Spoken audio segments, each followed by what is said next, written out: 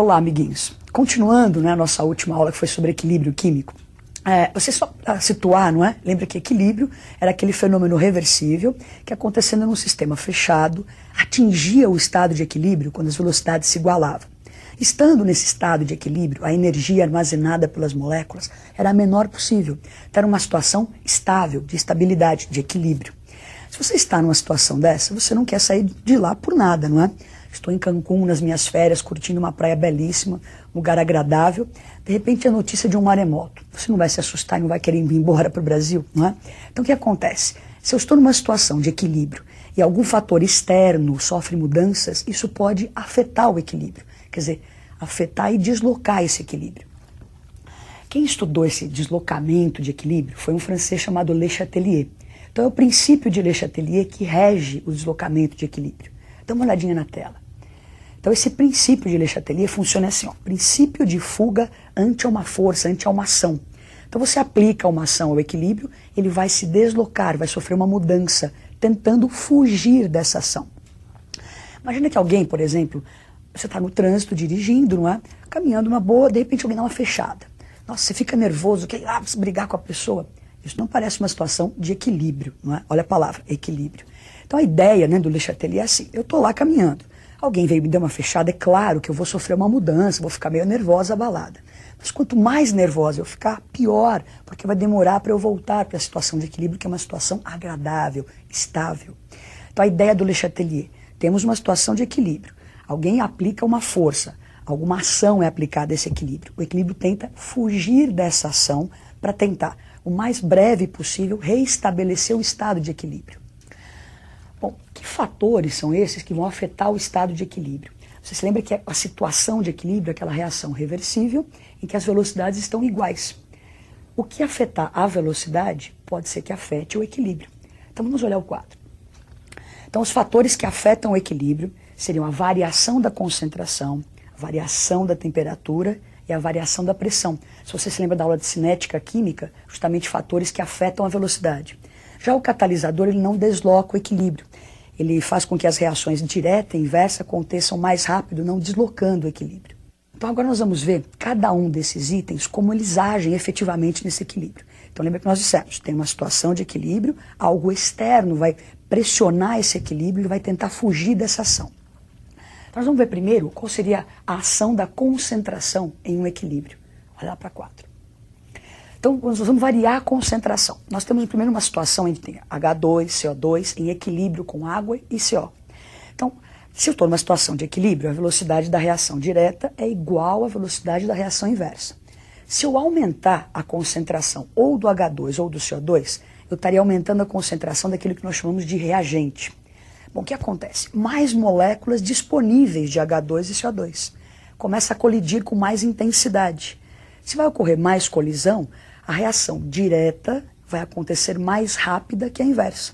Então o que acontece? O equilíbrio começa a se deslocar para a direita e a reação inversa continua ocorrendo, só que a direta, que para a direita acontece mais rápido. Então nesse momento em que você aumentou o H2 e aumentou o CO2, o equilíbrio começa a se movimentar para a direita. Bom, então nós acabamos de ver teoricamente como isso funciona. Então aumentou a concentração, desloca o equilíbrio. Vamos ver uma animação para tentar compreender isso com as moléculas lá interagindo. Então nós temos uma situação inicial, eu tenho, lembra que equilíbrio, coexistem reagentes e produtos, né? Está todo mundo morando junto dentro do sistema, com a velocidade igual, a reação acontecendo com velocidade igual. Então eu tenho a molécula de H2, a molécula de CO, de CO2 e de água. À medida que você começa a aumentar o H2 e o CO2, vai deslocar o equilíbrio para a direita, como nós vimos teoricamente. Então começam a surgir mais moléculas de vapor de água e de CO, como você observa aí. Então nós vimos agora o efeito do aumento da concentração. Agora vamos ver o que acontece se você diminuir a concentração daquelas mesmas substâncias. Vamos olhar lá para o quadro. Então nós temos ali, ó, agora se eu diminuir a concentração de H2 e CO2, se eu retirar H2 e CO2, eu diminuo o número de moléculas deste lado, que são os reagentes. Portanto, as moléculas do produto começam a se chocar com mais intensidade, fazendo com que a reação inversa aconteça mais rápido que a direta. Então, o que aconteceu? Diminuímos o H2 e o CO2, água e CO começam a reagir mais intensamente, caminhando para a esquerda, deslocando o equilíbrio para a esquerda. O que nós vamos fazer agora é também a mesma coisa, para você ver isso com as moléculas lá dentro daquele potinho. Então nós temos a mesma reação, agora a situação que aconteceu, eu diminuí H2 e diminuí o CO2. Então o que acontece? Você percebe, começa a movimentação dentro do equilíbrio, aumentando, não é? Eu tinha diminuído H2, de repente começa a aumentar a sua produção. Então aumenta H2, aumenta CO2, tentando repor aquilo que foi retirado do equilíbrio. Então nós vimos agora o efeito da concentração. Vamos organizar isso para, assim, de uma maneira bem prática, como que você deve agir num exercício. Você lê o exercício, ele falou, variei a concentração. Como é que isso fica? Então dê uma olhadinha no resumo ali. Então se você aumentar a concentração, vai deslocar o equilíbrio sempre no sentido de consumo daquela substância, no sentido contrário ao que ela está. Então a substância está à direita, o equilíbrio vai para a esquerda e vice-versa. Então na próxima tela, se você diminui a concentração de uma substância, desloca o equilíbrio no sentido da sua formação. Então eu retirei a substância, o sentido da sua formação é o mesmo sentido que ela está. Então se a substância estiver à direita, o equilíbrio vai para a direita, para tentar repor o que estavam tirando do equilíbrio. Então nós vimos a variação da concentração afetando o equilíbrio. Agora existe a pressão e a temperatura. Então é a pressão. Lembrando o seguinte, né? A pressão vai afetar as substâncias gasosas que estão dentro desse equilíbrio. Imagine uma situação em que você está esparramado, dormindo sozinho numa cama de casal, todo esparramado, não é? Você tem um pesadelo que essa cama começa a virar uma caminha de solteiro. Você meio que, assim, intuitivamente não começa a se encolher nessa cama. O equilíbrio é parecido com isso. Então ele tem uma situação em que ele pode se expandir ou se contrair. Então se alguém aumentar a pressão, ele vai tentar fazer o quê? Se contrair. Nunca é para brigar, é sempre para fugir da ação. Então se alguém aumentar a pressão sobre o equilíbrio, ele se contrai. Se alguém diminuir a concentração, a pressão, perdão, ele vai se expandir.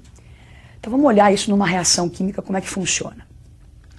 Então nós temos lá uma reação PCl3 com Cl2 formando PCl5. Então uma situação de equilíbrio, eu tenho todas as substâncias são gasosas, não se esqueçam que a pressão só afeta gases. A proporção em mols vai me dar a proporção em volumes. Então do lado do reagente eu teria um volume de PCl3, um volume de Cl2, totalizando 2 volumes. Do lado do produto eu tenho 1 mol de PCl5, um volume gasoso. Então se você observar essa reação, do reagente para o produto há uma contração. Eu saio de 2 volumes e vou para 1. Quando eu volto do produto para o reagente, eu tenho uma expansão. Eu saio de 1 volume e vou para 2.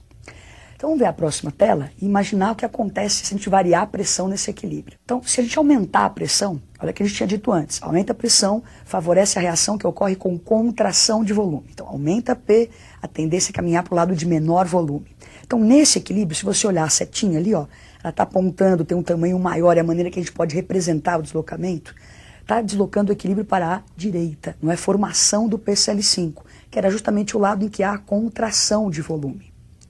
Agora se a gente fizer o contrário, então agora se a gente diminuir a pressão, o que vai acontecer? Favorece a reação no sentido de expansão de volume. Então você diminui a pressão, o equilíbrio pode se expandir.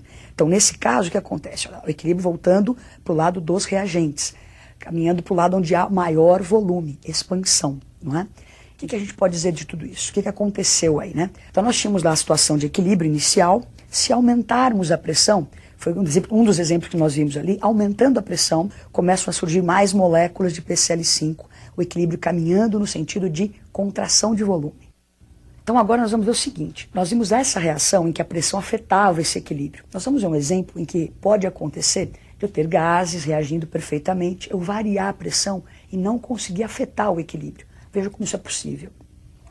Então temos uma reação de H2 mais Cl2 formando 2 de HCl. Então eu tenho 2 volumes, né, 2 mols de gases do lado dos reagentes e 2 mols do lado do produto. Então 2 volumes de um lado, 2 volumes do outro. Quer dizer que a variação da pressão não vai afetar esse equilíbrio porque não há nem contração nem expansão de volume. Bom, agora o que a gente vai fazer é ver a temperatura, a variação da temperatura agindo nesses equilíbrios, não é? A ideia também é mais ou menos essa, não é? Se você aquece, lembra que nós estamos falando de reações reversíveis, então deve existir um sentido endotérmico, um sentido exotérmico.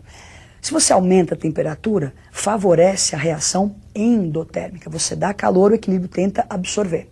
Se você retira, você diminui a temperatura, o equilíbrio vai tentar repor o que você está tirando dele, então vai tentar